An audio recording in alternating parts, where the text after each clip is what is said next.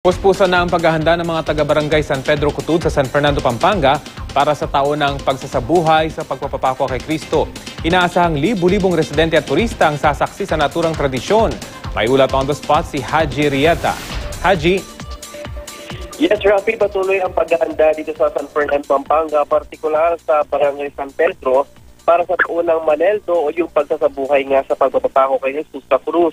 Sa Cutud kung saan daang libo ay nasang dadalo, may mga barikada na at streamer na ikinabit sa mga poste, maging sa Barangay Santa Lucia kung saan mahigit 25 taon nang nagsasagawa ng senakulo ay naghahanda na rin. Pinipinturahan na ang isang sementong burol na pinasadya ng barangay kung saan ipapako ang mga namamanata. Ilang buwan din daw itong ginawa na kahalintulad daw ng bundok ng Golgota kung saan ipinako si Jesus. Ang Barangay San Juan naman nakahanda na rin ang nasa 100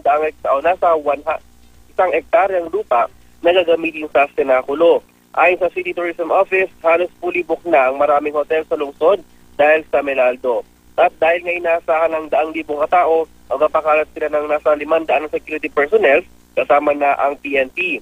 Samantalang habang papalapit nga ang Melaldo, ilang taga-barangay San Pedro Cutud naman ang nagsasagawa ng penitensya o yung pag-aampas sa kanilang sarili. Rafi? Maraming salamat, Haji Rieta.